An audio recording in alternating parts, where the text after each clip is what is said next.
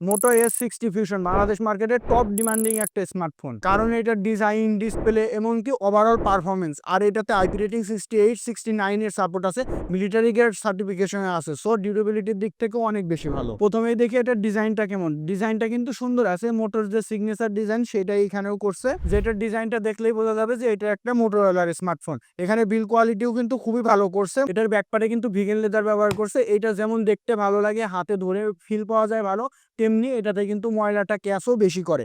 আর এখানে বডি ফ্রেমটা প্লাস্টিকের ব্যবহার করছে, তবে যদি মেটাল ব্যবহার করতো সেক্ষেত্রে অনেক বেশি ভালো হতো। এই স্লিম স্মার্টফোনটিতে 3.5 mm এর কোনো জ্যাক নেই, আর এটাতে আপনারা দুইটা সিম ব্যবহার করতে পারবেন। আর যদি একটা সিম অথবা একটা এক্সটার্নাল মেমোরি কার্ডও ব্যবহার করতে পারবেন। এখানে কিন্তু ই সিম ব্যবহারের সুযোগ আছে, এটাতে 3টা কালার অ্যাভেলেবেল পেয়ে যাবেন। আর আয়ার ব্লাস্টারটা নেই, তবে আয়ার ব্লাস্টারটা দেওয়া খুবই উচিত ছিল। আর এখানে নয়েজ ক্যান্সেলেশন মাইকটাও আছে, স্টোরি স্পিকার পাচ্ছেন যেটাতে কিন্তু ডলবি অ্যাটমসের সাপোর্টও আছে, যেটা কিন্তু পুরাই জোস, মানে সাউন্ড কোয়ালিটি অনেক বেশি ভালো হবে। আর আইপি রেটিং 68 69 এর সাপোর্ট আছে, যেটা পানিতে এবং ধুলাবাড়িতে কোনো প্রকার সমস্যা হবে না। মিলিটারি গ্রেড সার্টিফিকেশনও আছে, সো এটা কিন্তু ডিউরেবিলিটি অনেক বেশি ভালো হবে। এটার পছন্দ হওয়ার আরেকটা পার্ট ডিসপ্লে কিন্তু অস্থির লেভেলে সুন্দর। যদি কোয়াড কার্ভ ডিসপ্লে কারোর পছন্দ হয় সেক্ষেত্রে এটা তার পছন্দ হবে, কারণ 32,000 টাকা, 33,000 টাকা বা 34,000 টাকা প্রাইস রেঞ্জে কিন্তু কার্ভ ডিসপ্লে খুবই কম আছে। তবে একটা আছে অনার 200, ওইটাতে আবার ক্যামেরাতে ভালো আছে, তবে ওইটার জায়গায় বেস্ট আছে। আর মোটোর জায়গায় বেস্ট আছে। ডিসপ্লেতে 6.72 ইঞ্চির পিওলেড ডিসপ্লে আছে, 1.5K রেজুলেশনের 120 হার্জের সাপোর্ট পাচ্ছেন।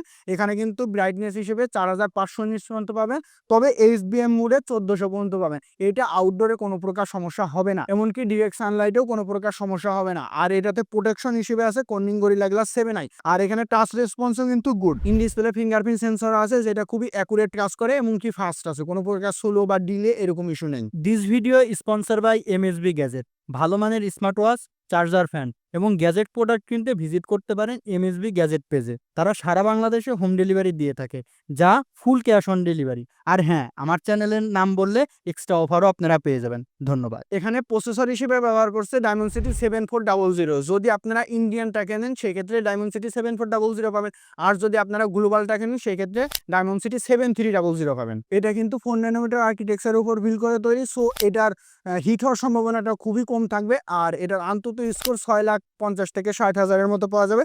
সিঙ্গেল কোরে পারফরমেন্স 1000, আর মাল্টি কোরে পারফরমেন্স 3000-এর উপরে। এটার যে স্টোরেজ টাইপটা করছে ইউএফএস 2.2, এইটা যদি 3.1 দিত সেক্ষেত্রে আরও অনেক বেশি ভালো হতো।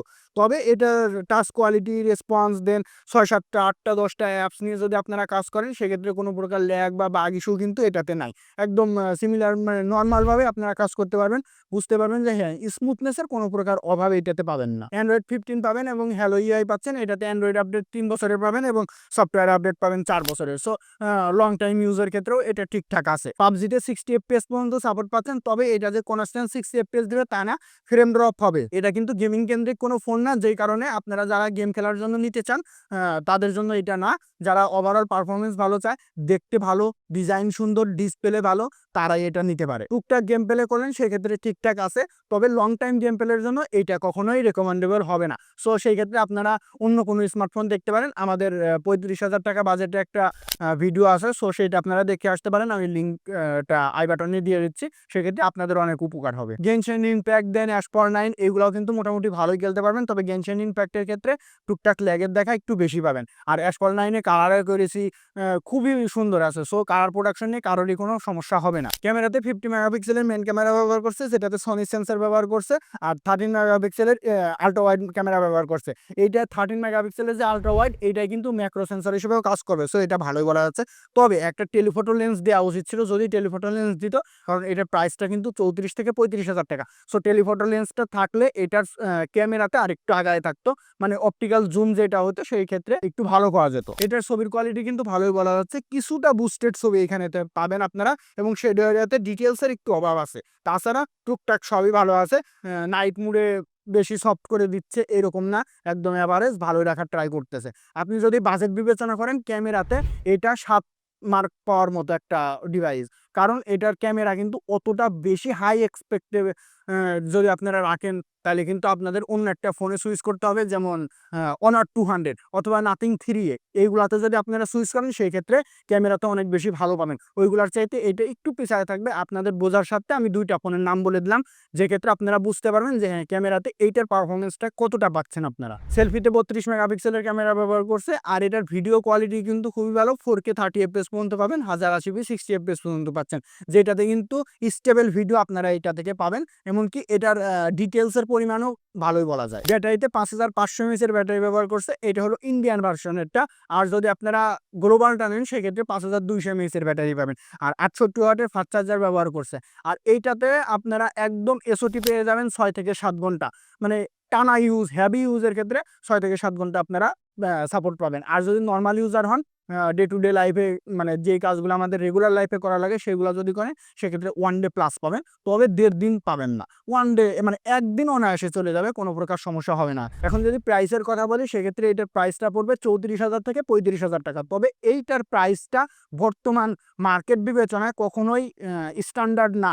সো আপনাদের যদি এটা নিতে হয় কিছুদিন পরে নিতে হবে, যেমন 2 মাস বা 3 মাস পরে নেবেন, সেই ক্ষেত্রে কি হবে, আপনারা মনে করেন যে একটা ভালো ডিল পাবেন। যদি এটা 32,000 টাকায় নেমে আসে, 32, 31 এরকম নেমে আসে, সেক্ষেত্রে এইটার একটা ভালো কম্বো, ভালো প্যাকেজ হিসেবে আপনারা নিতে পারেন। কারণ এটাতে ডিসপ্লে ভালো আছে, ডিজাইন ভালো আছে, সফটওয়্যার ভালো আছে, ক্যামেরাতে একটু দুর্বল, প্রসেসর একটু দুর্বল, এই কারণেই এইটাকে পিছায় থাকতেছে এটা অন্যান্য ডিভাইসের সাথে। তবে কিছু কিছু মানুষের আছে যাদের ক্যামেরা প্রসেসর অতটাও দরকার হয় না, যাদের ডিজাইনটা একটু ভালো দরকার হয়, ডিসপ্লেটা একটু ভালো দরকার হয়, রেগুলার লাইফে তারা মানে অনায়াসে চালায় নিতে পারবে 2-3 বছর, কোনো প্রকার সমস্যা হবে না। তাদের জন্য এটা কিন্তু ভালো একটা ডিল হইতে পারে। সো আজকের মতো এই পর্যন্তই। মোবাইলটা কেমন লাগছে আমাদের জানাইতে পারেন, আর কোনো প্রকার সমস্যা বা ভুল কথা বলছি কিনা সেটাও জানাইতে পারেন। আজকের মতো আল্লাহ হাফেজ।